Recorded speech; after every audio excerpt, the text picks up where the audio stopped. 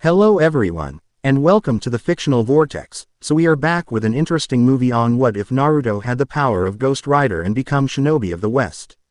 But before we start, I just want to remind you to please subscribe to my channel and hit the like button if you enjoy my content. Let's start the story. Naruto the Southern Rebel, Valley of the End, Narutoverse. You self-righteous dobe, you never knew when to quit nor who your superiors were, and now look at you laying there on the ground. Bleeding to death, stupid dobe, Sasuke said with a zealous tone as he spat on Naruto's dying form and walked away laughing. I'm not ready to die, Naruto thought as his world grew dark. I still have to keep my promise to Sakura. Kid, wake up, wake up. Damn it, a voice yelled at Naruto as he was slapped repeatedly. What happened? Naruto asked groggily as he opened his eyes. You died, a second voice said in an evil tone. I what? Naruto asked in surprise as he sat up swiftly, which caused his world to spin. Sasuke blew a hole in your chest where your heart should have been. I made a deal to keep you alive, the first voice told Naruto. Kyuubi, holy shit, what are you doing outside your cage? Don't hurt me, Naruto screamed before throwing his arms in front of his face. Damn it kid, act like a shinobi. I am not going to hurt you, and this realm is my home. Here I hold the power to move as I wish, Kyuubi responded. Kyuubi is male in this FIC, 6 feet 5 inches, heavily muscled, 9 tails, short hair. Think Kurama in fox form but with 9 tails and short hair. Where are we? Naruto asked, stunned. Look around you boy, this is my realm and here I reign supreme, the second voice said. Shinigami? Naruto asked fearfully. Your equivalent kid, his true name is Mephisto, Kyuubi told Naruto. All Marvel characters look the same as in canon unless otherwise specified.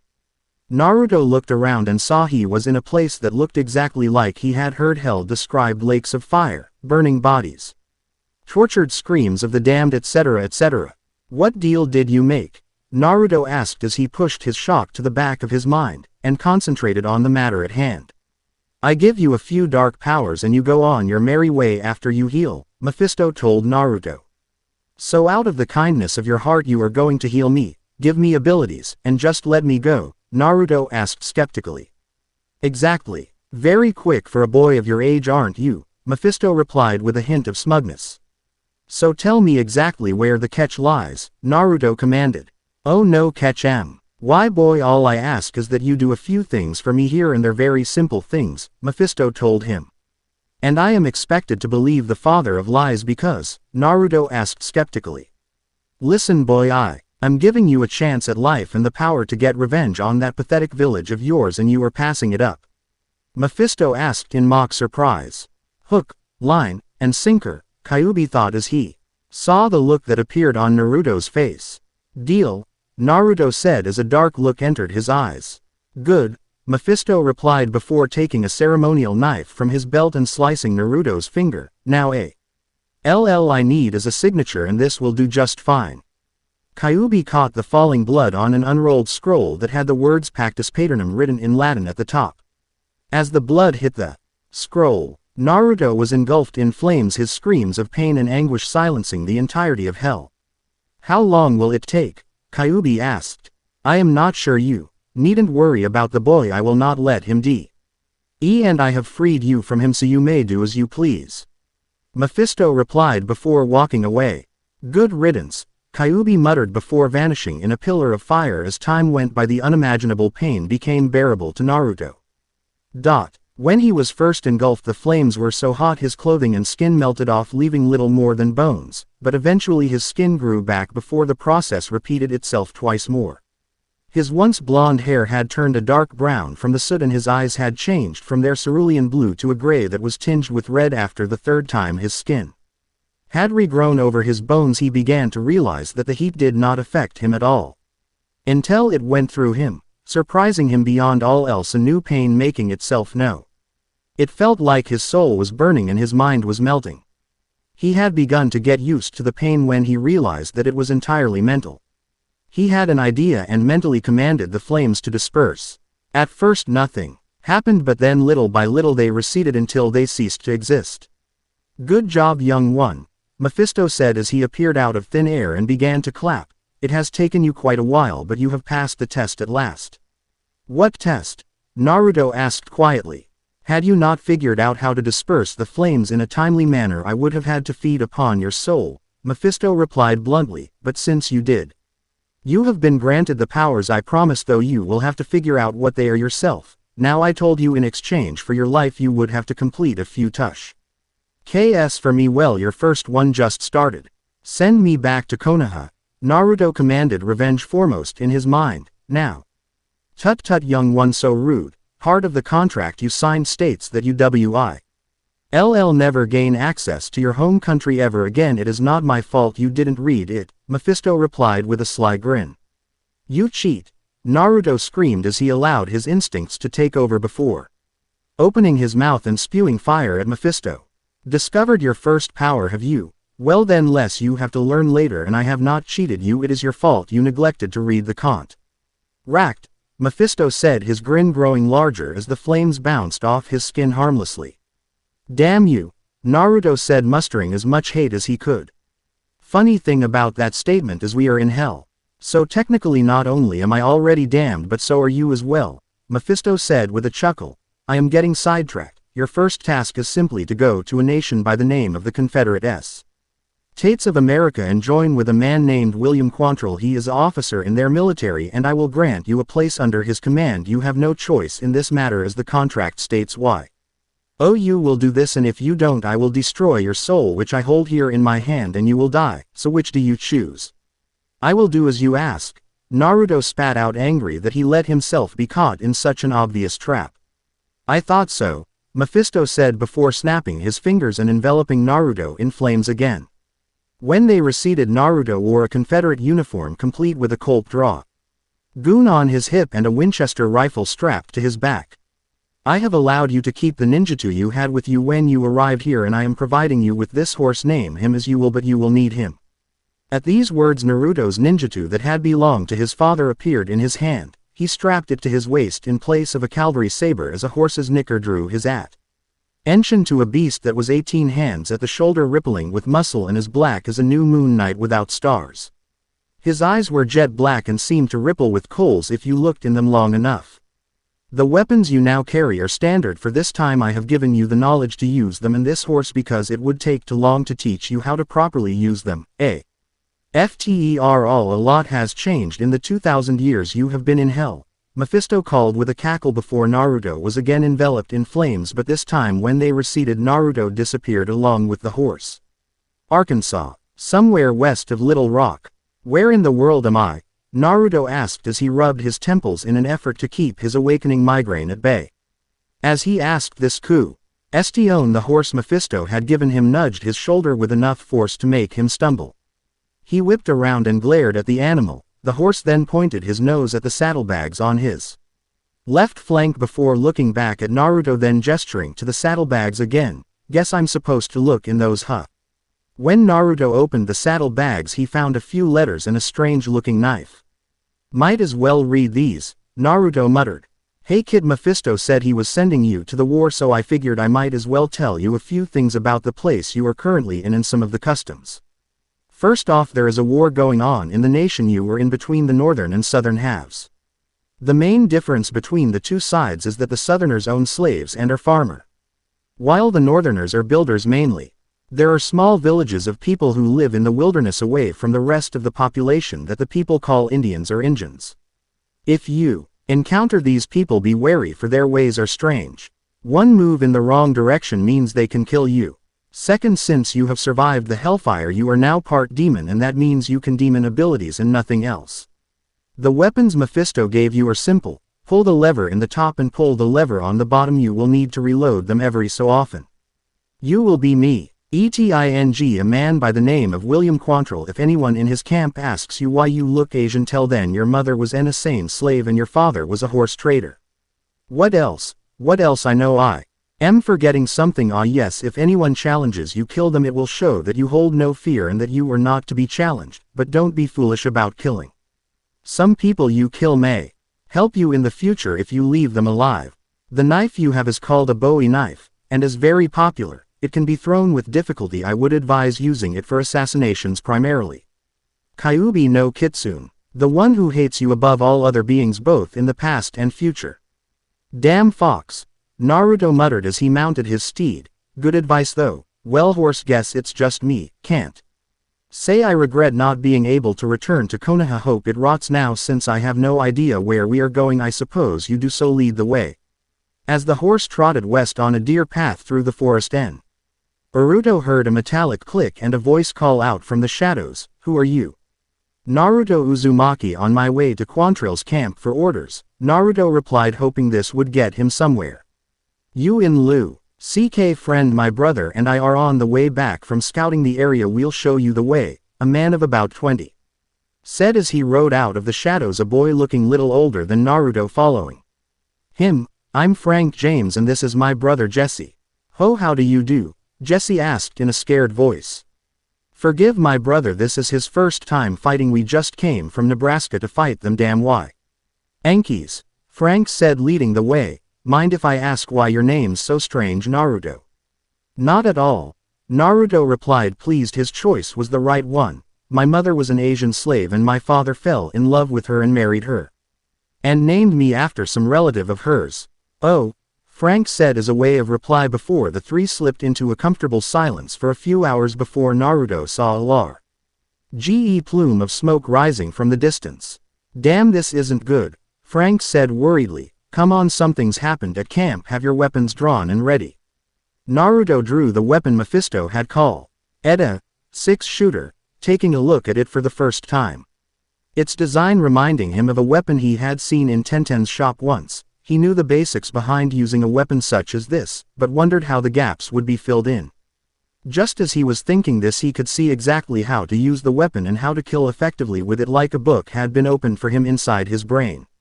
When we come to the wall, what will we do, kill or be killed? Naruto muttered under his breath.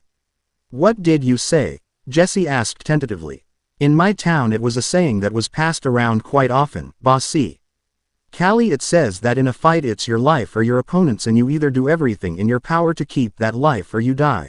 Naruto replied simply before remembering what Kyuubi's note had said. We lived on the edge of the frontier. Indians tried to raid our town every so often. Have you ever killed before?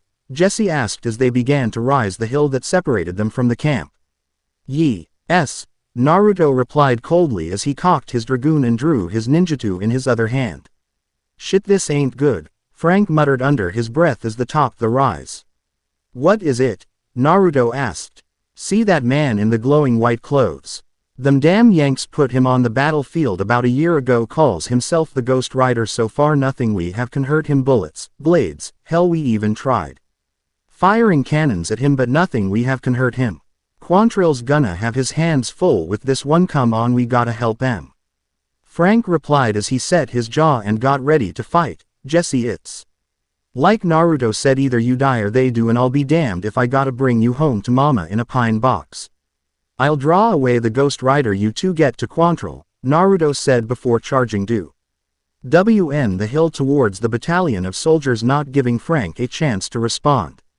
Either he has a craw full up with sand or he is the stupidest kid I've ever met, Frank said before riding towards Confederate troops trying to hold off the Yankees, leaving Jesse there pondering what his brother and this boy had said.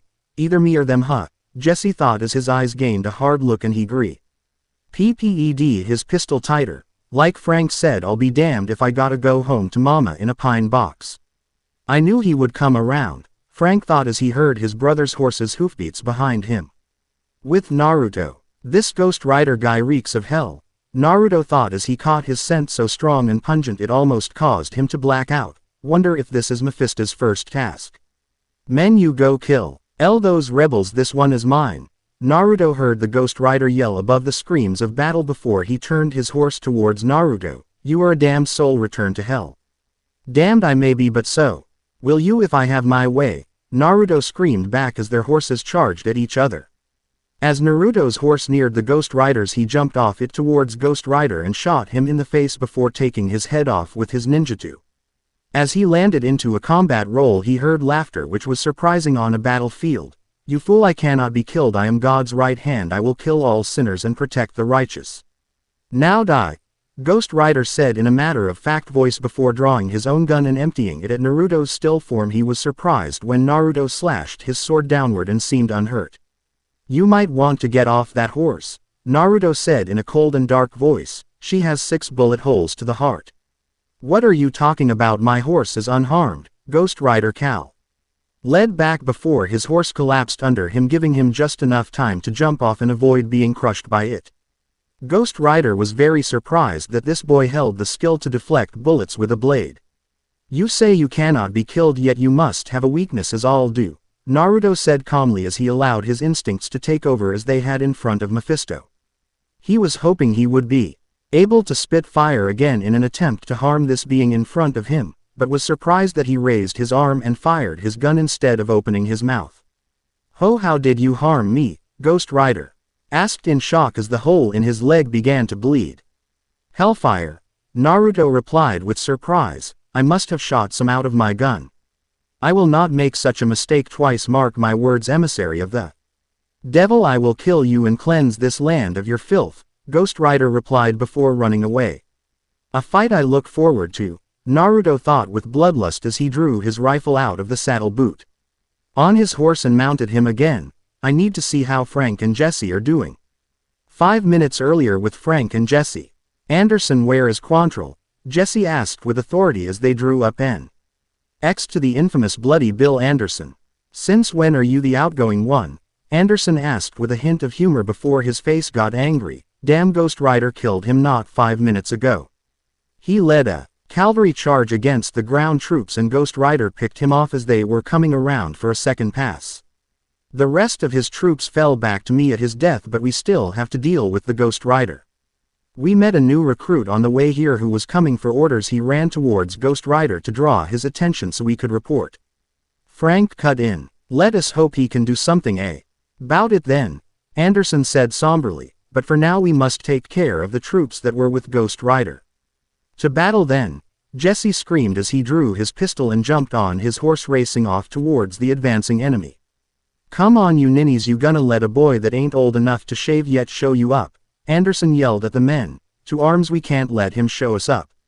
Anderson was silent, why thanking Jesse for giving him the opportunity to boost the morale of his troops even if through pride.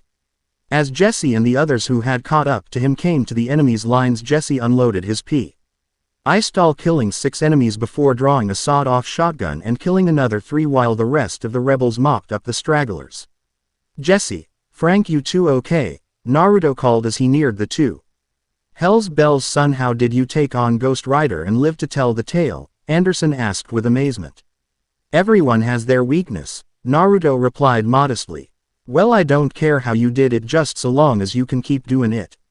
Consider yourself an honorary member of Quantrill's Raiders, Anderson said as he began to work out the prospects of a weapon that could finally take on the dreaded Ghost Rider menace.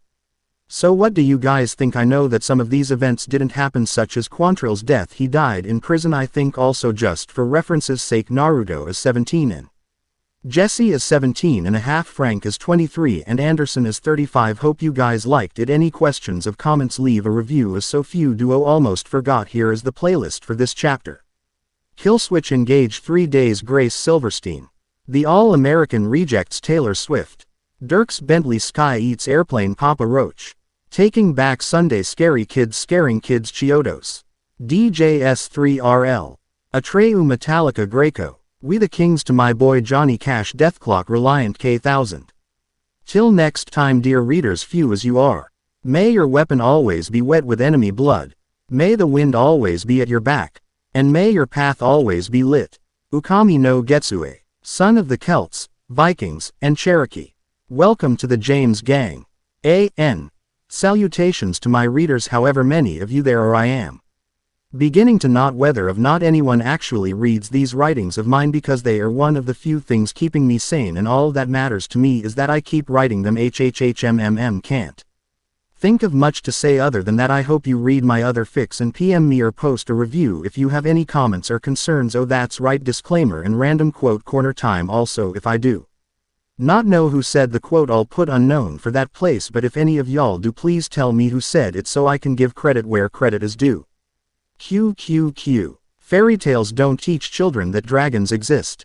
No, children already know dragons exist. Fairy tales teach children that dragons can be killed. Uncount.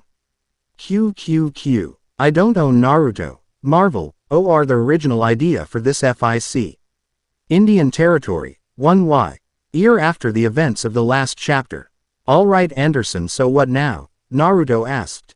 We wait, you impatient dolt. Anderson replied. We need to wait for them damn Yanks to get off our trail before we can press the attack anymore.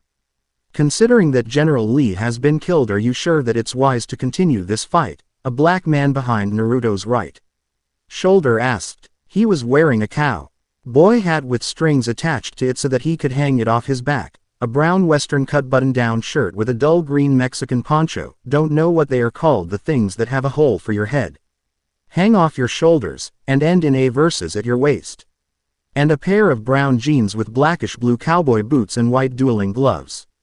Come on now Reno, you and I both know had just cause the general's dead don't mean this war is. A white man standing beside the black man now known as Reno, or Reno Jones, by most. The white man had on a dull red western cut button-down W. a white bandana tied around his neck and a cowboy hat covering his mop of blonde hair. He had twin thrown-down Colt revolvers over his blue jeans and brown cowboy boots. Shut up, kid, Jesse called from the other side of the campfire. You best not be messin' with Kid Cassidy. Jess, didn't you hear he took on the whole of Grant's cavalry by himself? Naruto said, which gained a chuckle from the men sitting around the campfire. Aw, shut up you lot of sumbitches, Cassidy shot back, which just made the men chuckle louder. Hey guys, want to know the difference between a Yankee and a damn Yankee? Frank asked to the men trying to pass the time. Nah, what? Naruto asked, having heard this joke hundreds of times but still thought it was funny. A damn Yankee goes back to the north, Frank said, which made the men erupt in laughter. You guys are gonna be the death of me one of these days, the man sitting next to Jesse said with a chuckle. Aw, come on Cole, at least you won't die by them Yankees, count you. Our blessings, Anderson said to the man known as Cole. Which made the men quiet down and remember all of their comrades that had fallen.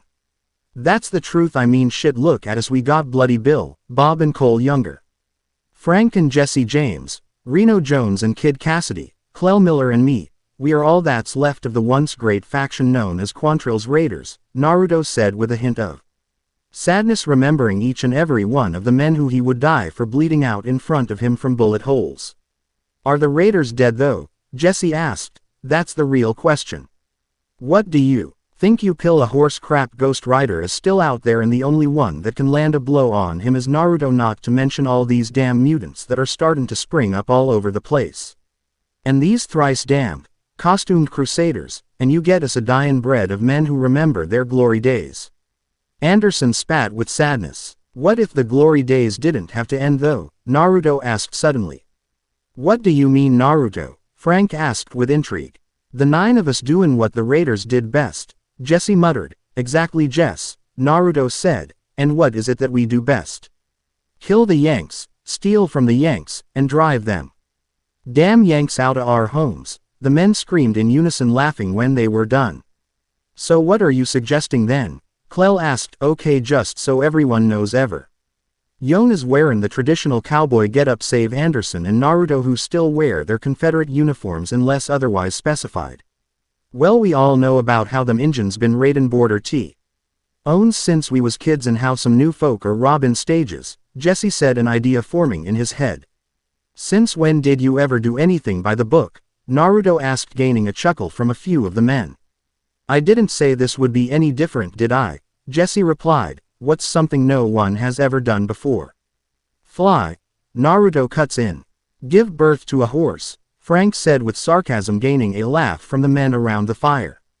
No, you dumbasses think money wise, Jesse said tiredly.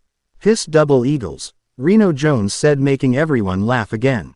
Damn it, I gotta spell it out, we're gonna rob a bank, Jesse said, getting tired of the jokes real fast as the group got quitter even faster. You want us to do what again? Clell asked with surprise. Think about it, how much money does one bank carry, Jesse said, which got their minds to thinkin', and how much protection do banks have? None, Naruto whispered as he caught on to what Jesse was thinking. It's genius, Anderson said reverently.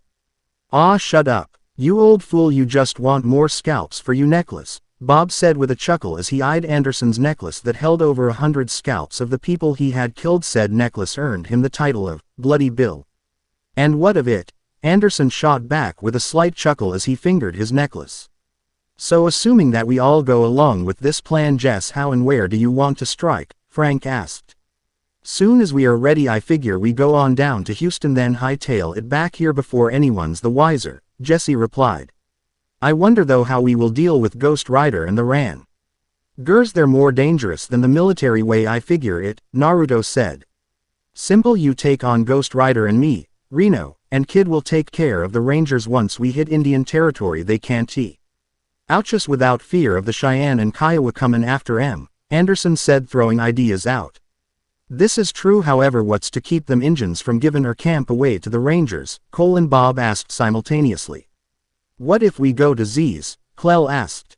Think we could make it? Frank asked. Once we get to Z's there ain't a single person in them western territories that would give us away.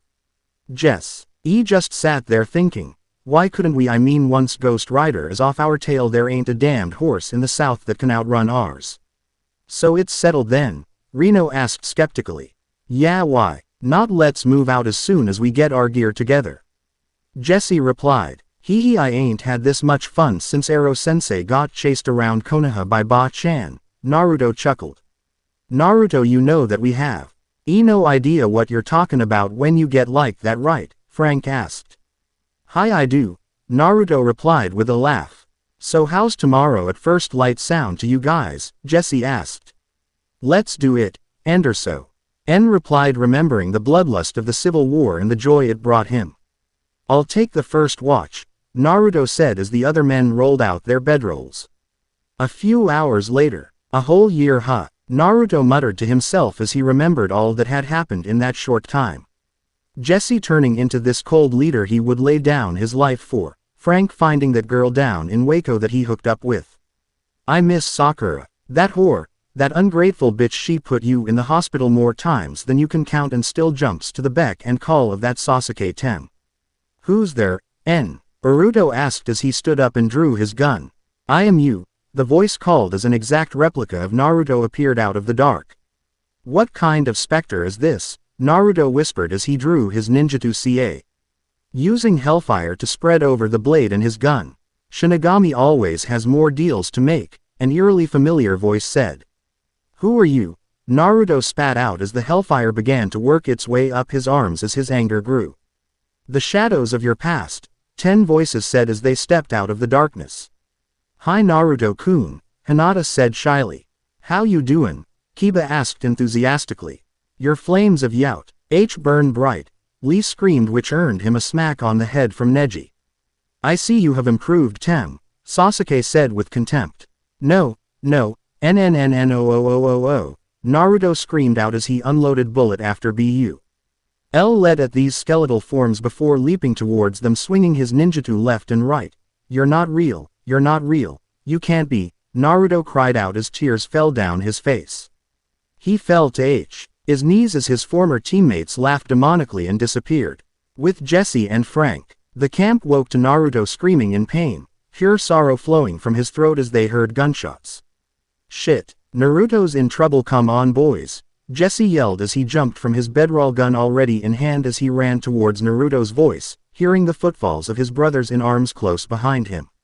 When they arrived at the spot they heard Naruto's voice from, they saw him on his knees, face turned towards the sky. Jesse saw the tears coming down his face and wondered what had happened. They all took a step back when Naruto opened his mouth and let forth a primal scream of sorrow and pain. These battle-hardened men felt fear for the first time in over a year as mid-scream flames spewed out of Naruto's mouth, reaching 30 feet into the air and singing their clothes from 10 feet away, such was its intensity. Nah, Naruto, Frank gasped out, the concern evident in his voice. When Naruto heard these words he stood up on his feet with a look that could kill, such was his anger and rage. You, Naruto spat out as he leveled his sword at Frank's face. This is all your fault, you made me sign the damn deal, you did this. All I ever cared about was taken away because of you. What do you have against Frank? Jesse asked with confusion. He's not talking to Frank, Anderson said quietly, making the group look at him strangely. Frank, move and see what I mean. Frank took 3 steps to the left and was surprised when Naruto's sword didn't move with him. That's what happens sometimes, Anderson said quietly. The ghosts of your past come back to haunt you. I had hoped it would never happen to any of you, and before you ask me any question, just take a few steps back and watch and avoid his blows. They did as the old war veteran commanded, wondering where this was going before Naruto leapt into the air and shot at the ground, leaving bullet holes that caught fire, before crashing down with a sword's lash from his burning ninjutsu that left a mark in the hard-packed dirt that lit up brighter than their own fire did. You attacked my village, goddamn you. My father laid his thrice-damned life down to stop you, and now look what you did. Naruto screamed at thin air, completely oblivious to the men around him. You took away my precious Sakura-chan and the only people that accepted me. And for what? A pile of dead men and a path of blood. For your sins you must die. Heaven's vengeance will take its right. You cannot hide from mine might. Naruto began to chant as he was covered in hellfire. It burned away his clothes, leaving him naked in the desert night. Feel my pain, Naruto said in a voice completely devoid of emotion and life. Naruto held his gun and sword above his head, surprising the men when they fused together from the intensity of the flames, leaving a 6-shooter with a sword where the barrel should have been. Naruto leveled the newly formed weapon at what the others figured was about eye level and pulled the trigger as a pillar of flame shot out of the end of the blade, leaving a scar in the earth that ran on for about a mile from Jesse's reckoning. Enter unto hell, Naruto said, now calm, as he spun around on his heel and flicked the weapon as if to get blood off of the blade before collapsing, his weapon separating again as it fell from his hand. Holy shit, Clell said whithaw, as the rest of the men could only nod their heads in agreement. Come on, we best get him back to his horse and move camp. Someone was bound to see that blast, and I'd rather not have to deal with any Injuns or Rangers, Anderson said, coming out of his trance-like state faster than the others as he hoisted Naruto onto his shoulder before grabbing his weapons and walking towards camp. Anderson's right, Bob said before one by one they followed him. 10 miles to the south, northern tip of Texas. Carter, what's wrong? A man wearing a blue military uniform with a star that said, U.S. Marshal, pinned over his heart. I felt a great amount of hell's power being released not far from here, the man called Carter responded. Let's check it out, a third man wearing a similar blue uniform said as he hopped on his horse and waited for the other two back with Naruto and company. Shit, this isn't good, Jess, I can't feel a pulse, Frank said worriedly as he rode up next to Naruto's horse, whom said blonde was slung over. We can't worry about that now, Jesse called back. We gotta find a decent camp first. Naruto's too ornery to die, and you know it. I see a cave, Reno called out. Make a break for it, Anderson called out as they all rushed towards the cave in the mesa looming over them. Anderson, hide the horses. Frank, start the fire and set some water to boil. Bob, you and Cole tend to Naruto. Reno and Kid, you're with me. Well, stand guard until Naruto is up, Jesse commanded as the men jumped to obey. A half hour later. Cole, how is he? Jesse asked worriedly. He's breathing and has a steady pulse. Oh. Fair than that, not good. I'm afraid he just got a fever and we don't have any blankets, Cole responded. Damn it all to hell, fine, give him some whiskey and we'll just have to wait it out, Jesse replied. As Kid and Reno walked back into the cave. Clell, your turn for watch, Reno said as he sat down by the fire. Clell just grumbled as he grabbed his pistol and rifle and walked outside. Inside Naruto's mind. Sakura-chan, Naruto asked tentatively. Hi Naruto-kun, Sakura replied as she kissed him. Do you love me? Naruto asked with a hint of fear. Of course Naru-kun, Sakura replied. I don't know what you're talking about, Sakura replied in mock surprise. I bet you don't, you bitch, Naruto spat back as he pushed her off his lap and stood up. You never deserved me, you stupid Tem, Sakura shouted at is back. You know why I even went out with you? It's because I felt sorry for you and because Kakashi told me to. Naruto just turned around slowly with a pained look in his eye that made Sakura flinch. I thought you were different, Sakura-san. I really did, Naruto said in a quiet voice as he walked out the door. Sakura did not miss how he called her San instead of Chan. 3 weeks later, Naruto, we have to get Sasuke and Sakura back, Tsunade said softly to the blonde standing in her office. She didn't miss the pained look that came over Naruto's face when Sakura was mentioned. Hi Tsunade-sama, I must keep my promise even if I do not wish to, Naruto replied without emotion as he stiffly saluted and walked out the door. I really thought she was different, Tsunade thought. Not only did she rue in one of the only good things that happened to Naruto, but then she left the village with Sasuke. She changed Naruto, or maybe this is just the real Naruto. On top of the fort's head. Go away Hinata, Naruto said softly as a tear rolled down his cheek. Naruto, aren't we friends? What wrong? Hinata asked with concern. What do you care? It's not like it matters anyway, Naruto responded before jumping off his father's head and running towards the village gate only to be stopped by a white-haired ninja jumping in his path. Naruto, I know she screwed you up, but you need to take a minute and breathe, the man said to Naruto as he put his hands on Naruto's shoulders. Jiraiya, you were like a father to me and I consider you one of the few people in this damn village that deserves life, but I swear to Kami, if you don't move I'll rip out your heart, Naruto said without emotion as he threw Jiraiya's hands off and began to cry harder. Just be careful Naruto, I figured this would happen one way or another. So I brought you this as a parting gift, the man now known as Jiraiya said as he held out a ninjutsu with the kanji for wind carved in its hilt. This was your father's, he asked me to give it to you when you needed it. Seems fitting, doesn't it sensei? Either I kill the Tem Sasuke with my father's blade or he kills me with Orochimaru's, Naruto responded sadly as he grasped the blade.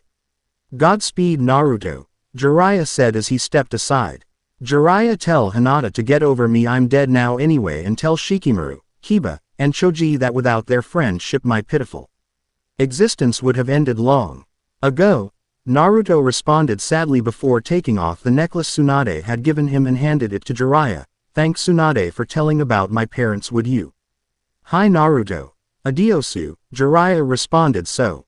Mahou, knowing this was the last time he would see the student that reminded him so much of himself. Adiosu. I love you, Naruto responded before hugging the man he considered his father and disappearing in a swirl of leaves. Back in Tay real world. Hey Jess, he's Joaquin up, Bob called across the fire as the men gathered around their fallen comrade.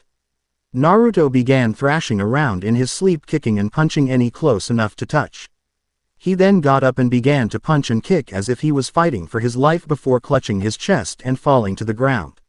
Naruto began muttering about people and places none of them knew of before he opened his eyes with a scream of pain. Naruto, calm down, it's just us, Anderson said calmly while putting a hand on Naruto's chest to hold him down. And Anderson? Naruto asked tentatively. Hey dingus, don't forget about us too, Kid said playfully while nudging Naruto's foot. Why the heck am I naked? Naruto asked.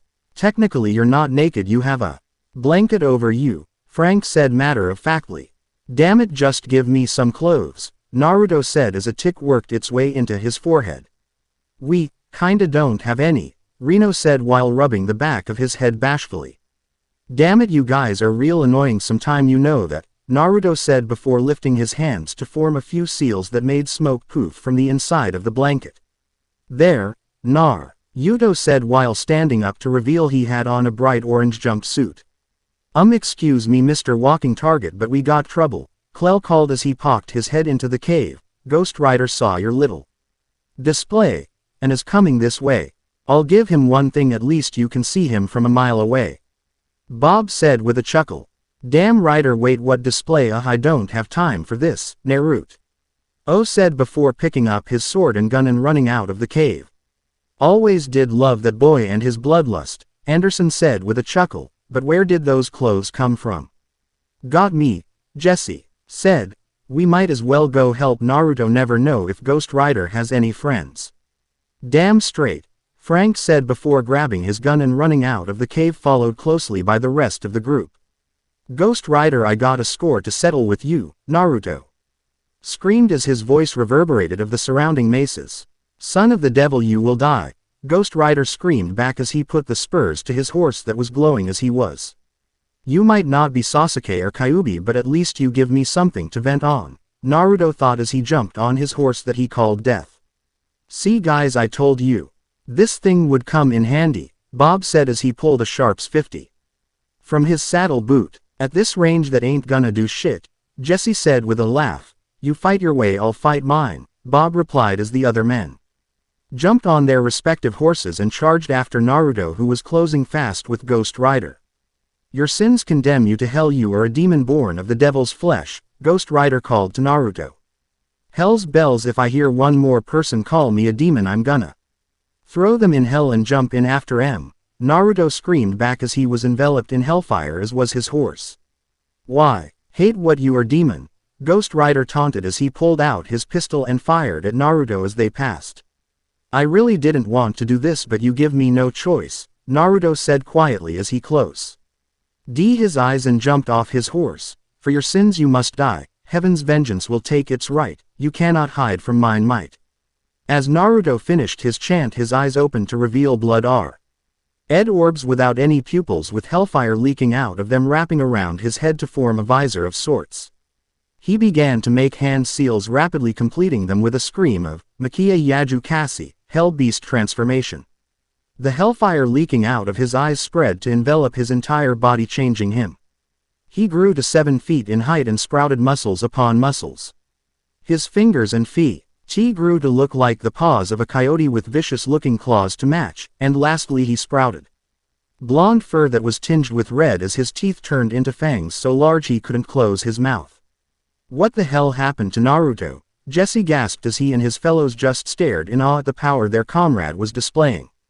You call me a damn soul, Ghost Rider, you call me demon, let me show you what a true demon can do, Naruto shouted with a demonic growl as he leapt at Ghost Rider, knocking him off his horse as he tackled him to the ground. He reared his right hand back and GHT it down on Ghost Rider's left shoulder, cleaving his arm from his torso, the hellfire enveloping Naruto, cauterizing the wound instantaneously. I told you I would throw you into hell and jump in aft. Are you? And I always keep my promises, Naruto screamed into Ghost Rider's face before jumping off him and slashing at the air, causing a rift to form. He threw Ghost Rider into the rift and jumped after him. Holy shit, Anderson muttered as his comrades could only nod in agreement. In Mephisto's realm, Naruto, what in the 9 levels of hell are you doing? Mephisto asked quizzically as a demonized scion of Naruto appeared before him. And how in the world did you get here? Where is Ghost Rider? Naruto screamed into Mephisto's face. Well, someone's a little temperamental today, Mephisto replied sarcastically. I have him chained in my palace for further torture. That damned angel Zadkiel took his powers the instant he got here, so he is no longer the Ghost Rider, he is merely Carter Slade, the Nyan officer who broke his deal, Mephisto replied calmly as Naruto got a thoughtful look in his eye. You are a rather vengeful person, huh? Naruto asked. You have no idea, Mephisto replied with an evil grin. Well, I suppose that's better than what I was going to do with him, Naruto said thoughtfully as he dropped his jutsu. Hey, you think you could give me some new clothes that stand up to hellfire? The last set you gave me burned. Keep the deal and wonderful things happen, young one, Mephisto replied happily before enveloping Naruto in hellfire. When Naruto stepped out of the fire, he was wearing a brown Stetson slouch hat with a black bandana completely covering his face and neck. His chest was covered with a dusty white western-cut shirt tucked into his faded jeans that were held up by a black leather belt. And lastly, to complete the image, he had on a pair of dusty cowboy boots. You'll notice that you can see out of the bandana, but no one can see, and consider it a gift for completing your first task. Also, Kyuubi for some reason wanted me to give you this scroll, and for the life of me I can't open it. I figured you would be able to, so here, Mephisto said before tossing Naruto the mid-sized scroll. Thank you, Naruto said before stepping back into the portal he had created, which closed when he entered it. Back with Jesse. Holy shit, he killed Carter, one of the men that were riding with Ghost Rider, now known as Carter Slade. Jamie, you get those men, I'll take out that bastard. That killed my brother, the second man screamed at the other, now known as Jamie. Can do, Lincoln, Jamie said between clenched teeth. To battle, Lincoln and Jamie said at the same time before charging the group ahead of them. He looks like someone wants to play, Naruto said as he stepped out of the portal. Holy shit Naruto, is that you? Rino asked. Hi, Naruto said as he drew his ninjutsu.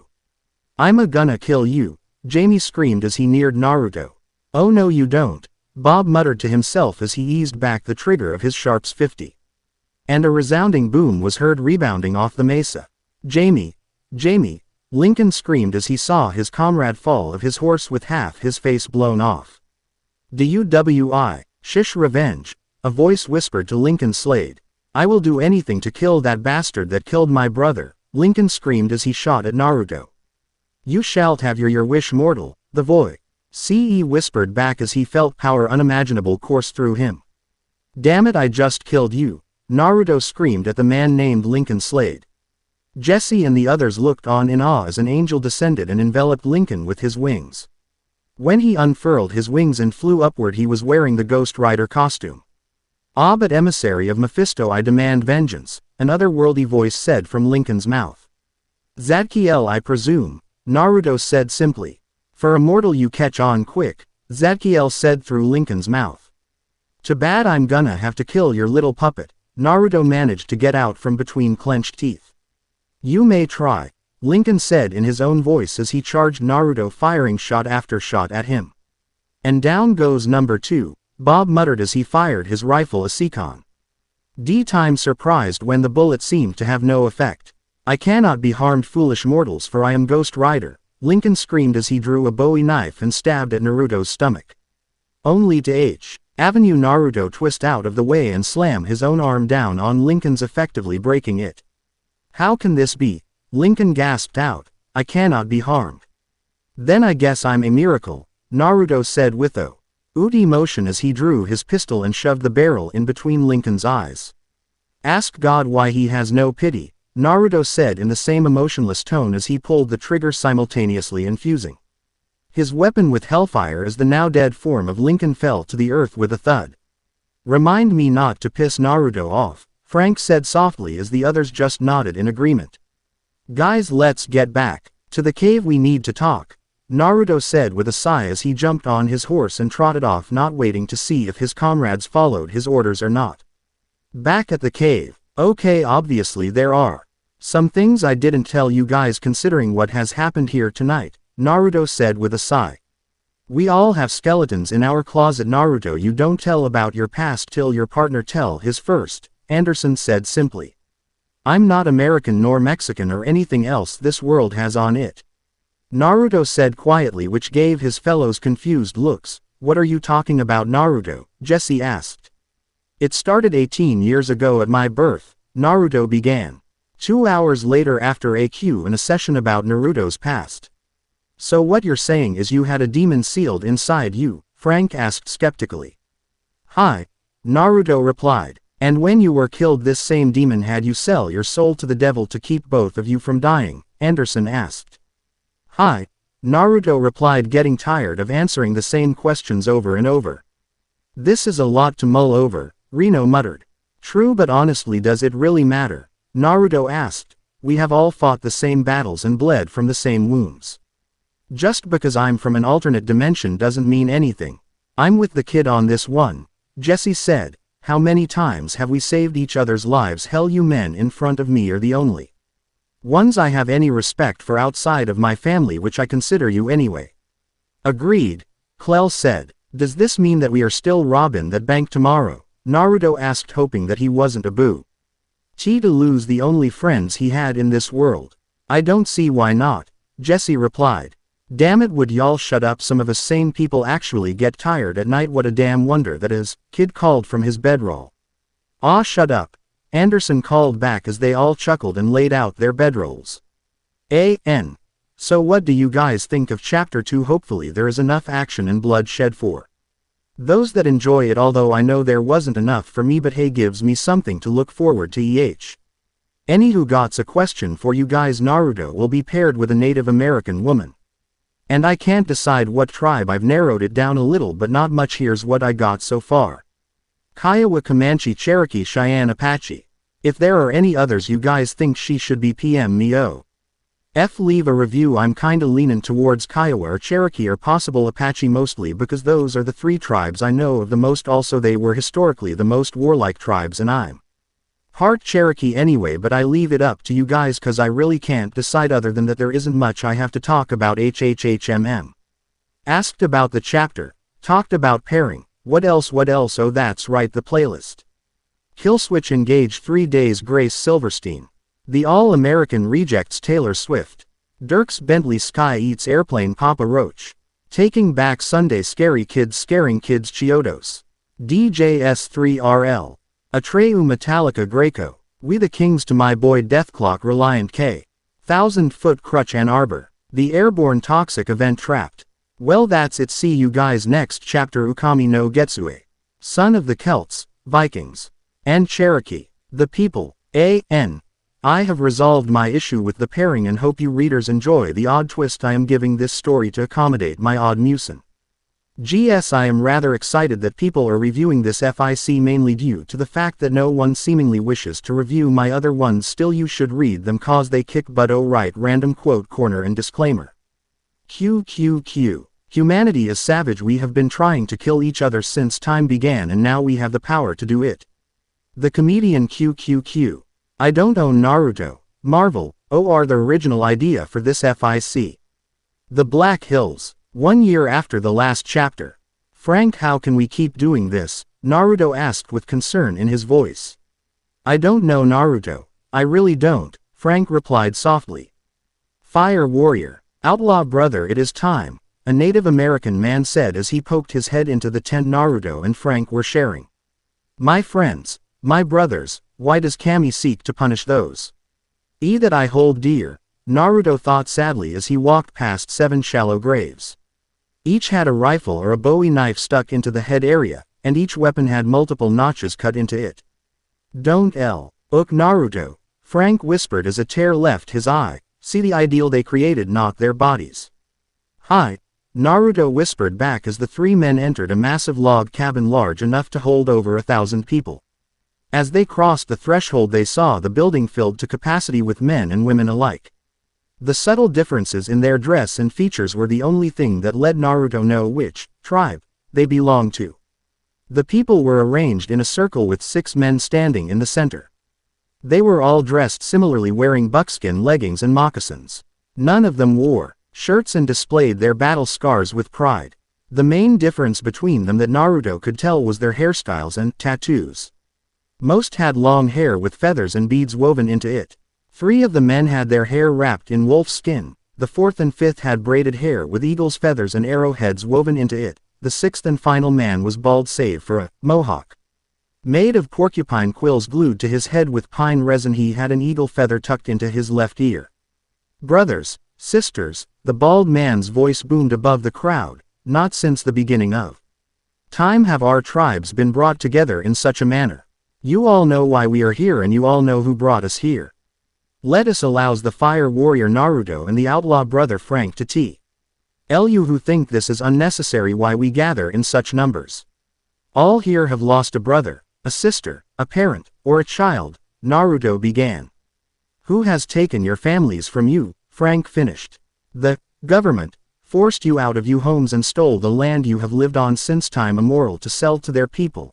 Naruto boomed out as he slowly turned in a circle to catch the eyes of random people in the crowd.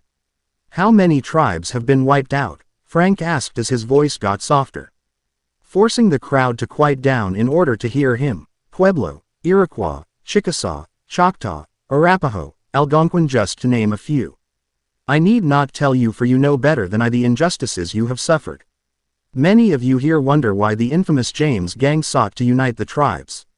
I know. Personally, many of the chiefs asked me what I am to gain from this. Naruto told the crowd as he became quieter. My answer is simple: we have a common goal. You wish your land back and the genocide against your people to end. Myself and my friends wished to strike against those who had taken our loved ones from us. I recognize many of you from my days. William Quantrill. Frank began. We fought side by side and got to know each other very well. I and my fellows grew to respect your honor and pride. All you wanted was to protect the homes you were born in and all the government wanted was to burn them to the ground and steal the land they were built upon. I saw many of my comrades fall to the forces of the Northerners. And saw twice as many being hauled away to be slaves, and now the government has sanctioned a new law that makes it legal to kill any and all Native Americans and puts a bounty on all Native American scalps brought to the Attorney General's office. Naruto Sta. Ted simply as a communal gasp was heard from the crowd. The 6 men standing beside Naruto and Frank flinched slightly as anger came to their eyes. Whether you wish to acknowledge it or not, the army is on its ways to your various camps to kill you. You may either put your differences aside and fight, or you will die. Frank said softly, we are not holding you here, neither are your chiefs those at wish to return to their camps. May those that wish to fight may stay. What fire warrior Naruto and outlaw brother Frank say is true, one of the men with braided hair said. Myself and the remaining chiefs and leaders of the warrior clans have agreed to stay and fight. We will not force you to, it is your decision. These are hard times for all of us brothers, you have until the next moon to make your decision. The bald man said, after that all who remain will take up arms and fight until death. You will not be thought less of if you do not wish to stay. The council fire is done, an old man, draped in finery and regalia said as he extinguished the small fire next to him. Did we do the right thing? Naruto thought out loud as the crowd slowly filtered out. Fire warrior, were it not for you, your fellows, our race would not exist. One of the men with skins in his hair said as he placed his hand on Naruto's shoulder, you saved our tribe from death. Only to condemn you to it now, Naruto replied sorrowfully. That is our choice, the bald man said. We are a proud people and always have been. We will fight until our last breath to protect what we love, as would you. And for that we respect you. You are more like us than you realize. Dragging canoe, do you think I could talk to your medicine man? Naruto asked as an idea struck him. Do you require healing, fire warrior? The bald man now known as Dragging Canoe asked. Not, but I do have an idea. Big Tree, Buffalo Hump, Cochise, Manuelito, Porcupine Bear, I wish to see your medicine men as well, Naruto replied, and the 6 of you I wish to see all of you back here at High Sun. All will be explained then. Fire warrior, what are you planning? One of the men with braided hair now known as Big Tree asked. I want to see if you can learn this, Naruto said before making several hand seals as 3 shadow clones poofed into existence. You wish to teach us your medicine? One of the men with wolf skin hair now known as Buffalo Hump asked. Quote, some of it yes, Naruto replied, but I must get ready now. I will return at the time of high sun. At Naruto's tent, I need to reread that note Mephisto gave me from Kyuubi, Naruto thought as he pulled out said scroll from his saddle bags. Kit, your thrice damned sire foresaw this, much to my displeasure, and had a second seal placed over yours. That damned seal has now appeared on my stomach and is for Ching me to reveal to you how to use demonic chakra to its fullest and how to use demonic jutsu. You will find enclosed with this scroll a contract much like the one you signed with Mephisto, save the fact that it is one you can have others sign binding them to you as you are to Mephisto. I see a coming battle in your future and know you will need this. This damn seal will force me to check in on you and your descendants every so often. Now fuck off and leave me alone. I hope you die, Kyuubi. This last year, Naruto thought sadly, Anderson, Reno, Kid, Clell, Bob, Cole, Jesse, why were you taken from me? You were taken by the Yanks when we fought for the Chickasaw and Iroquois. They burned Z's house to the ground with her and Jess's kids screaming inside. Frank's girl down in Waco was hung for her association to us. Ghost Rider reappeared again using a different body. Naruto took the scroll and walked out to the graves of his fallen comrades. He sat down in front of Jess's grave and pulled out a jug of whiskey. Care for a drink, Jess? Naruto asked as he poured some over Jess's Bowie knife. I met the chiefs standing before me today, Naruto thought as he took a pull from the jug. Tea. Hey, remind me so much of the cages back home. Jiraiya, how I miss you. Fog water reminds me so much of you. I would die for all of them, every single one of the people in this camp, just as I would have years ago with the citizens of Konoha. I started writing that journal that Jiraiya always asked me to write. I have catalogued my entire life up to this point and had the others of my band do the same. I hope one day our descendants read them and understand our battles. I hope we are not condemned for what we are doing. What am I supposed to do, Jess? Naruto asked the grave before him. Back when you were here everything made sense. We robbed banks and harassed the Yanks, but now, when Z died, you did too. I saw it in your eyes. You were begging death to come for you. You guided us even through those dark times. That's when this whole vendetta began, wasn't it? I remember that look that came to your eyes when we came home to the smoldering ruins of your house. When we saw Z's dress and kid's clothes hanging on that cavalry sword. You reminded me so much of Sasuke when I saw that look in your eyes.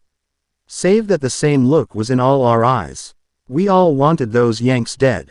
Then we met the Apaches, didn't we, Jess? Their scouts sought us out trying to form an alliance between all those hated by the Yanks. And look at us now, old friend. Naruto said with a sad chuckle, the last of the once great Quantrill's raiders. Who will remember us, Jess? Who will sing our songs? Will anyone even remember the name of 9 men trying to protect their homes? Will anyone remember the blonde or the man he called brother? Will anyone sit around their campfire and ask to hear the story of Jesse James and his band of warriors? I'm gonna try to teach these men my medicine, as they call it. Did you know that, Jess? The dreams keep coming back just like Anderson said they would. My old friends, I keep seeing their faces haunting me, it's killing me, Jess. And the men I have killed, I see their specters when I close my eyes. I just want this all to be over, Jess. I want to go back to that place in Tennessee we found. You remember, don't you, that little trading village they're callin' Nashville now? I remember toppin' that rise and seein' the river and the grass spreadin' before us for miles and miles. I miss the old days, Jess. Deep down he's just a kid that was forced to age 40 years by the T. He was 5. Frank thought somberly as he looked at Naruto from afar. He saw me and Jess like the parents he never had, and when Jess and the others died it took part of him from him. There is a prophecy, the same old man that had put out the fire in the council hall said as he appeared behind Frank, that a man coming from a place no one knows of will save all of the people. That he will endure much hardship and strife. Quote, why do you sneak up behind people like that, Fog Water? Frank asked. It brings pleasure to an old man to know he has not lost his edge. Fog Water replied with a smile. Quote, is that the end to the prophecy? Frank asked. No good will come to this man. He has a son. Fog Water replied, who has another son. Who in turn has yet another son. Each son killing many and fighting more. Each son losing his father before he reaches his 10th summer. The son of his son's son will break this cycle by killing what binded his great-grandfather to this world. He will be a mighty warrior and protector of the weak. The first man will be guided by us, the shaman, as you white men call us. We will guide and protect his sons until his great-grandson takes up the mantle his great-grand Dsire left behind. He will use it to protect this world. But what of the first man? Frank asked. He will save the people and unite them as old man first designed it to be. He will love one of the Ple and she will bear his son. Every male to come of his line will have children with one of the people. Until his great-grandson, the first man will guide his children even if they do not know it. It said that he dies protecting his love and the one she bears. Fog Water replied before whispering, Fire Warrior Naruto is that man. How do you know this? Frank hissed from between clenched teeth. The spirits follow him. The animals protect him. You have seen the scar over his heart, as have I. This above all others is the mark of the hero, Fog Water replied. He got that scar when he was fighting Ghost Rider, Frank said simply. Regardless of how he got it, he has it. Believe it or not, he will save the people. Look around you, outlaw brother. He has done something that has not happened since old man created the people. He has gathered us all in one place without war. Fog Water replied. Keep your prophetic mumbo-jumbo to yourself, Fog Water, Frank said over his shoulder as he walked off. You will see in time, outlaw brother, you will see, Fog Water muttered quietly to himself as he walked to Naruto. Fire Warrior, it is almost time. Oh Fog Water, it's you, Naruto said half drunk before offering the jug to Fog Water. Care for a drink? Fire Warrior, we shaman cannot partake of your crazy water, you know this, Fog Water replied with a chuckle. I know, Naruto replied. would you sit with me for a minute, friend? What is it you wish to speak of, Fire Warrior? Fogwater asked as he sat down. First off, why do all you people call me Fire Warrior? Naruto asked.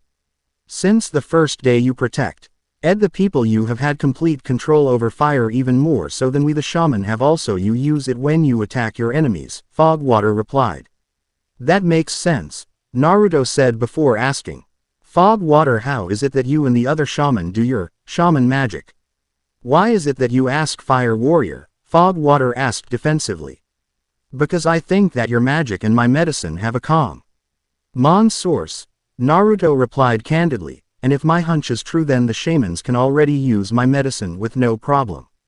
This would indeed be helpful, Fogwater said thoughtfully. Our power comes from the things around us. We draw it from Brother Wolf and Sister Tree and from all other beings that inhabit the world Old Man gave us. Sage mode, Naruto said reverently. Yada. Fire Warrior, was I chi really necessary to startle me like that? Fogwater asked. Our power comes from similar sources, Fogwater, though yours is more refined, more potent, but still, haha, this is great, Naruto replied happily. Why, here, let's test it. I'm going to show you some hand signs and I want you to copy them exactly, okay? As you wish, Fire Warrior, Fogwater replied skeptically as he copied the hand signs Naruto showed him. Fogwater was very surprised when an impenetrable fog surrounded himself and Naruto. Fire Warrior, what is this? The hidden mist technique. No one can see through it without special training. It is used for assassination and silent kills, which you specialize in anyway, Naruto told Fogwater simply. This is great. I can show the shamans at least how to do jutsu. Not sure about the chiefs though. Quote, a powerful weapon, Fire Warrior. My Apache scouts would love to be able to use this power, Fogwater said with glee. Be careful, Fogwater, Naruto warned. The longer the medicine is used, the more it affects you. Not all can do it either. I suspect the only reason you can do it is due to you being a shaman. We shall see, Fire Warrior. But now it is time to go to the council hall, Fogwater replied as he slowly got up. At the council hall, Fire Warrior, you wished to see us? One of the shaman asked. Hi, Fire Dancer, Naruto replied. Fogwater, show them. As you wish, Fogwater said before performing. The seals necessary for the hidden mist technique. Several gasps were heard and muttered cursing from the chiefs. Fogwater, what sorcery is this? Kochis demanded. I have shown him some of my medic. In Kochis, Naruto replied as he dispelled the jutsu. You need not be angry with your shaman, for I have learned that all the shaman may learn my medicine, but I am not sure about you chiefs. How is this possible, Fire Warrior? Fire Dancer asked. Our power comes from a similar source, Naruto replied simply. I have a jutsu for each of the shamans and would like them to try and teach the jutsu to their respective chief. If the chiefs have the ability to learn the jutsu, I have a special jutsu for each of them as well. Fogwater, you already have your jutsu, so try and show it to Kochis. Fire Dank, due to your name and your prowess at the war dance, I have a jutsu that will catch your feet on fire but will not burn them, however it will burn whatever your feet touch. Wind Walker, for you I have a jutsu that allows you to shape the wind, and given enough practice you may be able to walk upon the wind. Eagle Eyes, I have for you a jutsu that will allow you to magnify your vision, allowing you point accuracy for your bow, perfect for ambushes. Walks with Bears, I have a jutsu that will allow you to communicate with your namesake and even transform into a bear that stands upright. Earth Shaker, I have for you a jutsu that will quite literally create a small earthquake in your vicinity. Naruto finished as he showed the shamans their respective hand signs for their respective jutsu. Exclamatio. NS of shock and joy were heard from the shaman and chiefs alike as their jutsus took effect. Here, if you will give me a minute, I will show you how to see throat he hidden mist technique, and how to make yourself immune to each other's jutsu, Naruto said as he gave the shamans a crash course in jutsu. 10 minutes later. Okay, now Fogwater, was Kochis able to learn the jutsu? Naruto asked hopefully. Unfortunately for us, Fire Warrior, he was unable, Fogwater replied. So basically anyone who has not had training as a shaman cannot use jutsu, Naruto muttered to himself. Are there any others with training as shaman? A few, Fire Warrior, but our code says that there can only be one war shaman with one apprentice at any given time for any given tribe. Walks with Bears said. Damn. Naruto swore. Quote, "Fire warrior, we wished to grant you a gift in return for the gift you gave us," Fire Dancer said. "What do you mean?" Naruto asked skeptically. "We have asked our chiefs to gather all of those touched by Old Man," Earthshaker explained. "I believe you would call them mutants. However, the people know that these gifts are given by Old Man to help protect us," Fogwater said as he picked up Earthshaker's sentence. "Gifts?" Naruto asked quizzically. "They have been around since time began," Fire Warrior Windwalker explained. "Each tribe has a different name for them, but they all translate roughly to gift. Ed are honored ones. They are the blessed few who have been chosen by Old Man and are granted magnificent gifts in order to protect the people. If they treat mutants this good, wonder how they would eat a Jinchuriki," Naruto thought to himself. "How many of these blessed ones do you have among you?" Frank asked from the door as he walked in. "Good of you to join us, outlaw brother, and we have less than 15 no honored ones among us. Well, that is, we have less than 15 that tell anyone," Eagle Eyes stated. "But if they are so highly honored among your people, why would they not come forward?" Naruto asked quizzically. "Many do not wish to be left alone, others consider it a curse instead of a gift. There are even a few tribes that kill their blessed ones," Fogwater replied. "Why kill someone blessed?" asked Frank, who was thoroughly confused.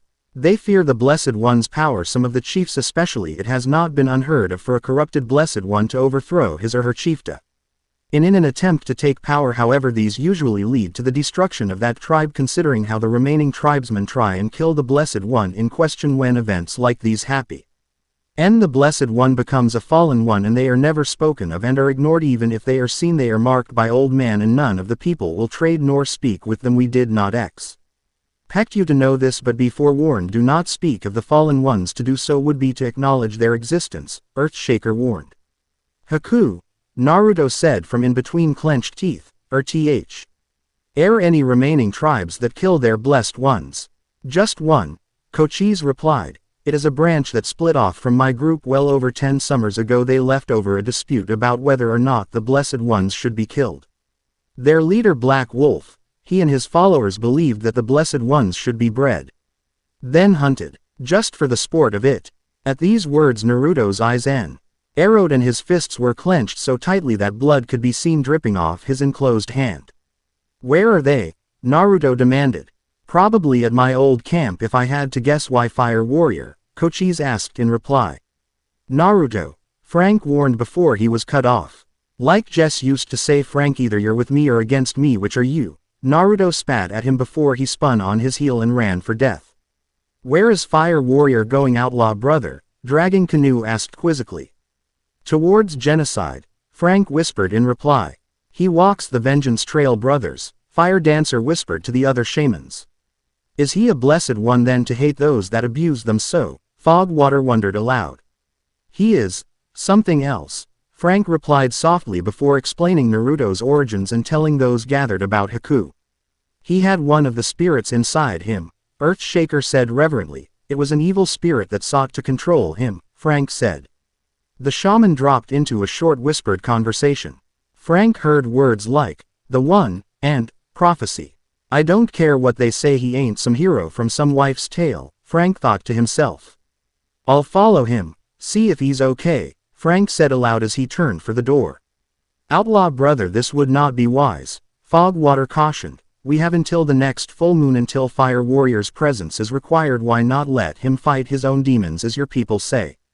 Frank thought about the words Fogwater had said and how disturbingly close they were to Anderson's that first night. They say Naruto's powers. It is the calm before the battle that kills more than the battle itself, Dragging Canoe said with a hint of finality before he walked out with his fellow chiefs in tow. "Fire Warrior is capable of protecting himself," Earthshaker said in AGG. Rience as he and the other shamans left the council hall as well, leaving Frank James, brother of the world-famous Jesse James and hardened killer, all alone with his thoughts. And there ends chapter hopefully my idea of throwing all remaining Native American tribes together isn't too far-fetched. I just think that if the government had started genocide they would have. Also the fact that most Native American tribes have names that translate loosely to the people, and personally I don't think that's a coincidence. Also all of the chiefs existed as either a chief or as a major warrior for they. Our tribe, however, the shaman, or medicine man, or whatever you want to call them, I just thought up anywho. Till next time, if any of you guys have comments, questions, ideas of anything, post a review or PM me and I will get back to you as soon as I can. Oh, here is the playlist. Killswitch Engage 3 Days Grace Silverstein. The All-American Rejects Taylor Swift. Dierks Bentley Sky Eats Airplane Papa Roach. Taking Back Sunday Scary Kids Scaring Kids Chiodos. DJS3RL. Atreyu Metallica Greco. We the Kings to My Boy Deathclock Reliant K. 1000-Foot Crutch Ann Arbor. The Airborne Toxic Event Trapped. Sanctus Real Superchick The Main. Never Shout Never. Less Than Jake. Until next time, ya yellow-bellied sidewinders. To meet one's future. QQQ. There are too many discrepancies between Jesse James's death photo, Robert Ford's account of what happened, and the medical accounts. For these and more reasons, I do not believe that Jesse James died at the hands of Robert Ford. The main Reese Archer dude from Jesse James's Hidden Treasure. Can't remember his name. QQQ. Few hours after the last chapter. Outlaw brother. Cochise began. There is another white man here who wishes to see you. My scouts have him under guard. Do you wish to see him? He said his name was Chryseus Orbis and that you would know what it meant. Frank James's face went white at the mention of those words. His face gained a grim determination as he turned to Cochise. Where is he? With Naruto. Naruto crouched down at the stream and drank a handful of water before watering his horse. He knew that he had at least 3 days before he made it far enough south to get into Apache territory. He just hoped he made it in time. Come Sendo, death, let us ride. Back with Frank. He tried to kill one of my men, outlaw brother, so we had him restrained with rawhide ties. When we searched him, we also confiscated a lot of weapons. The Apache scout leading Frank explained. We also took his horse, but I instructed my men to leave it and make sure no one took it. Thank you, Frank replied as he gestured to a man tied roughly to a tree. Is that him? Yes, outlaw brother, the scout replied. Frank looked quizzically at the man and chuckled a little to himself when he saw how he was dressed. The man was dressed in a full pinstripe suit, a boiler hat laying a few feet off to the side. The obvious rips and tears in the man's attire told Frank more than he needed to know about the lack of skill he had in the outdoors. Chryseus Orbis, Frank said in a calm, even tone as he entered the small clearing. Do you even begin to comprehend the words you have labeled yourself as? The man spat in Frank's direction before speaking. My masters are ashamed of you and your brother's dealings. Fraternizing with these slaves, the man began speaking each word with venom. You were once a member of the Blessed Circle. Why have you broken it? Frank raised his right hand, in a fist, and tapped it lightly to his left pectoral. My fellows and I only broke the circle when we realized that the real enemy was not the Yankees. Granted, I detest them for what they have done to myself and my family. But you, my brother, and I once thought what you had to offer was good, was just. We stole, we killed, we pillaged, all for the cause. I never gave a damn about your slaver's paradise, but you had something I needed, a way to fight against the Yanks. My brother got caught up in the money and the lifestyle of the Miles Militus, but not me. You wanted a place where you could subjugate any and all for your gain. I wanted a home where my family could be safe. Be careful of your words, knight. The man spat out the word knight as if it would kill him to say it, if you can even still be called that. My masters are not forgiving. They thought at first you were building an empire for our gain. But now they see you wish us destroyed. I care not of the circle's fate. Destroyed, enacted, it's all the same to me really. But know this, these people, Frank gestured behind him where a few Apache scouts were gazing quizzically at the two, I now call my own. You cannot have them, and if you try, then hell itself will not stop me from finding you. If you walk away Frank, then consider yourself expelled from the circle. The man said calmly. The Chryseus Orbis Miles Militus cannot harm me, but by that same token I know that I cannot allow you to live either. Rank began to tap his chin thoughtfully, because I also know that you and yours cannot allow someone like me, someone who knows of the circle, to live. I am sorry I have to do this. The man's face got ashy. Fear began to riddle his features. If you kill me, they will come after you. They knew I would kill you, Bardus. Frank said calmly before plunging his bowie knife into the man's face. Flinching slightly as the blood sprayed against his face. I need to speak to Cochise and the others, Frank called over his shoulder to one of the scouts. This way, outlaw brother, the scout leader aid as he motioned for his scouts to dispose of the body. With the chiefs. I have disturbing news, my friends, Frank said to the gathered chiefs and their respective shamans. We have a new enemy besides the Yanks. What do you mean, outlaw brother? Dragging Canoe asked. Before the Great War a group was formed. Frank began. I was a part of it and later my brother joined.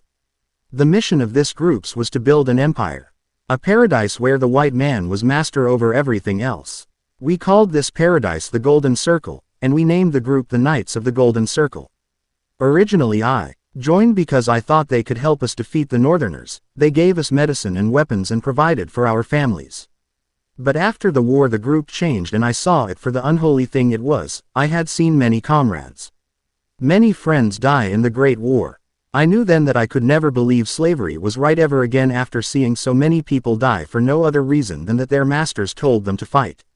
I knew that the Golden Circle could never be allowed to be completed. Now the Circle knows that I know too much about it and so it wants me dead and by extension all of the people.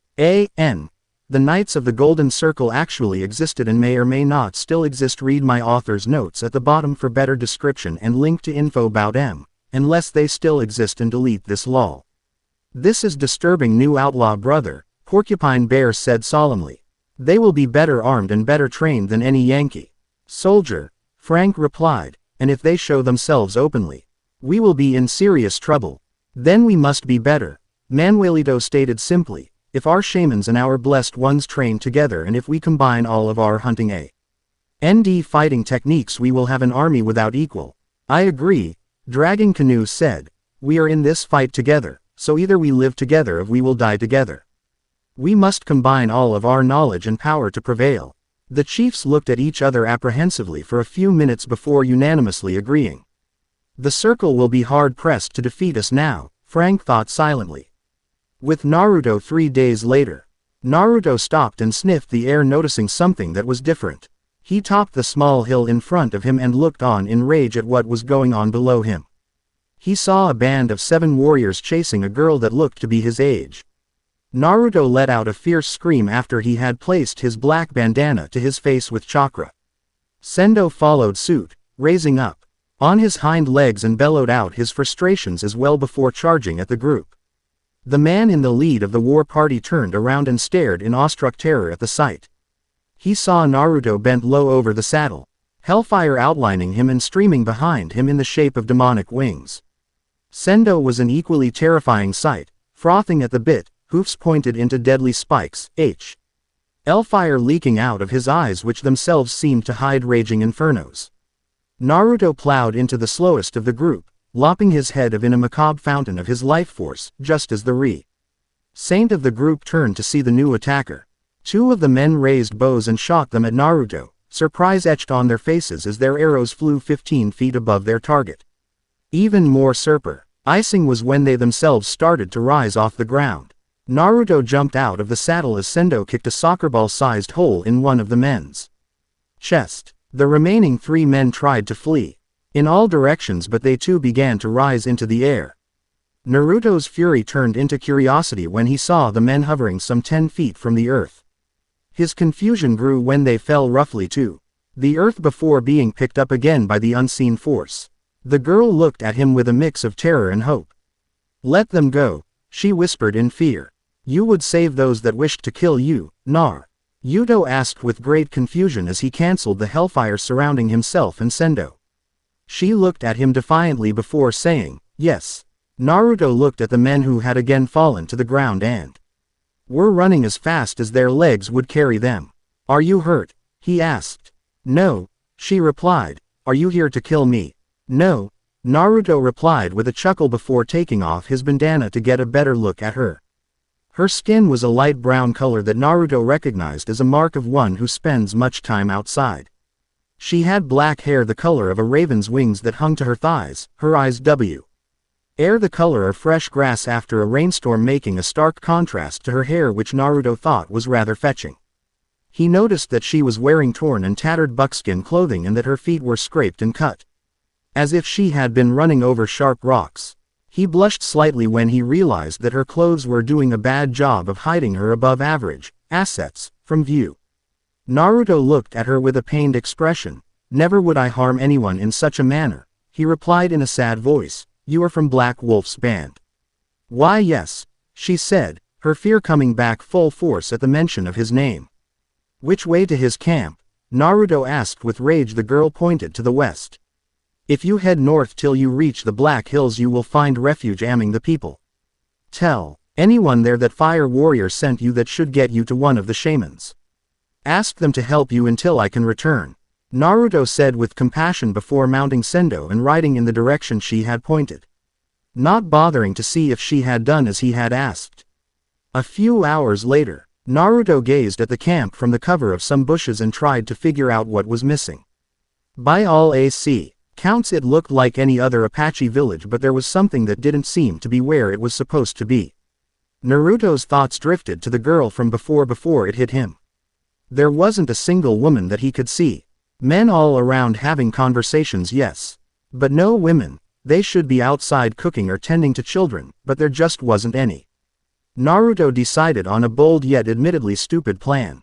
Naruto got up from his hiding place and flanked the camp, entering from the opposite direction that he had come from, and walked boldly right on in. He was stopped rather quickly by a few scouts. "Who are you?" one asked, holding a scalping knife menacingly. "A humble traveler seeking to know if this is the place where Black Wolf resides," Naruto replied, holding his hands up in a non-threatening manner. "Who wishes to see me?" a large man asked, getting up from one of the nearby fires. Naruto was surprised by his size. He was easily a head taller than all the men present, including Naruto himself. He wore nothing save a breechcloth and some moccasins, displaying his enormous muscles and large battle scars proudly. "As I told your companions, I am but a humble traveler. I was told that in this place a warrior of great honor and strength lived. So I sought out this warrior to hear his war stories and seek to be as great a man as he. I am glad I have found you, Black Wolf," Naruto replied with mock awe. "How do you know of me?" Black Wolf asked with suspicion. "Your name is known throughout the many bands and tribes of the plains," Naruto replied. "I wanted to know if the stories were true." "Are they?" Black Wolf asked. "You are more than any story could ever describe," Naruto replied, trying to flatter as much as he could. Black Wolf smiled at the obvious compliment, which prompted him scouts to do the same. "I like you. Come sit, I will tell you a story such as you have never heard." Naruto followed the man back to his fire and accepted the small hunk of meat he was offered. "You have heard of the great honor one gets when he kills a blessed one?" Black Wolf asked. Naruto nodded in reply and masked his hatred with a smile. "A few summers ago there was a blessed one that sought to overthrow me. He was very strong and had the ability to turn invisible. He came at me with a war axe trying to kill me, but I dodged and fought back. It was a long battle that lasted many days. It finally ended when he became so exhausted he could no longer turn invisible. I took his heart and ate it, gaining his skill. But before I could deal the finishing blow he gave me this, BL. Wolf paused to tap a large scar under his right armpit. It started there and wound in a diagonal pattern down to his left hip bone. Naruto sat and plastered a mask of awe on his face that was almost shattered when the 5 men he had let the girl save dragged her into the camp, kicking and screaming the whole way. "And so she returns," Black Wolf whispered, lust apparent in his eyes. Black Wolf go tee up and said, "Friend, come and enjoy this sight." "What shall we do with her, Black Wolf?" one of the tribesmen asked. Black Wolf's demonic grin that grew on his face as he ripped the clothes Naruto had given her off was the only hint Naruto needed. Naruto got up very slowly and calmly before calling Black Wolf's name. As Black Wolf turned, Naruto willed hellfire to envelope him, creating armor in the shape of a demonic being. The largest change was the mask of flames Naruto had placed over himself, piercing demonic eyes hungry for blood resting above a mouth widened into an ear-to-ear Glasgow grin. Flames showing row upon row of sharp teeth. Naruto completed his demonic visage with demonic wings flowing behind him and a long reptilian tail splayed out underneath them. "He is a blessed one, blah." CK Wolf screamed to his companions before leaping for his spear. He was stopped before he got there by Naruto's demonic flames he had projected in the shape of claws where his hand should be. Black Woe. LF's screams of pain as the heat literally melted his arm from his body drowned out everything from Naruto's mind. His grin got even bigger if that were possible before he muttered, "For your sins you must die.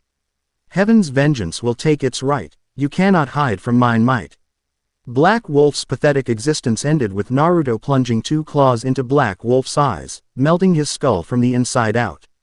Naruto dropped his bloody prize and looked around at the men ringing him with spears. He laughed in amusement before spinning quickly, allowing his tail to slice all the spears in 2. The men stared at their useless weapons in fear before throwing them in Naruto's general direction and running off. Before Naruto could chase his next intended victim, the girl from before stepped in front of him and held her arms out. "Let them go," so commanded. When Naruto tried to sidestep her, she moved in front of him again and repeated her command. Naruto growled in anger at the girl. She stood there defiantly and took a step towards him. Naruto, not wanted to melt her, took a step back. She jumped towards him, causing him to dispel the flames lest he hurt her. She landed roughly on top of him, knocking them both down, and said for a 3rd time, "Let them go, there has been enough death in this place for generations to come." Naruto growled in anger before roughly shoving her off of him. He began to get up only to realize her state of dress. Naruto quickly averted, then covered his eyes. Naruto whistled sharply and rejoiced in the sound of Sendo's rhythmic hoofbeats as the horse got closer. When the horse reached his master's side, Sendo nudged Naruto's shoulder in affection as Naruto reached into a saddle bag and threw the girl another set of clothes. "Are you the only blessed one left?" Naruto asked quietly after she had finished changing. She nodded sadly. "I think so." "Where are the women of this camp?" Naruto asked again in that quiet voice. The girl got up and grabbed his wrist, dragging Naruto along in tow. After a half-mile of walking or so, they neared a hill that reeked of death. The girl stopped there and would go no farther, only pointing to the hill when Naruto asked where the women were for a second time. Naruto topped the rise and had to force the bile in his throat to recede at the sight of numerous women, all naked, all left in obscene poses. Most were half-skeletons thanks to the local wildlife. Naruto performed a small earth manipulation jutsu that separated all of the women and buried each, leaving a small mound in remembrance. When Naruto returned to the girl, he said, "Come on, I need some help." She again refused to budge, so Naruto just sighed and felled a nearby sapling with his ninjutsu in one swipe, cutting up the tree into small pieces and used a fire jutsu to meld them into crosses. Once for each grave. After Naruto finished placing the crosses, he heard a small voice in the back of his head. It was a female-sounding voice that sounded like many voices speaking at the same time. It said, "Thank you for your kindness, we will not forget, Fire Warrior." Naruto, having had more than enough with dealing with spirits, simply tipped his hat towards the graves and walked back to the girl. "Come on," he told her, "I'll take you somewhere safe." "As you wish, master," she replied. Naruto shot straight up and looked at her sharply. "What did you just call me?" Quote, "Master," she replied with confusion. "Have I angered you?" "I am not your master," Naruto said with a little too much force.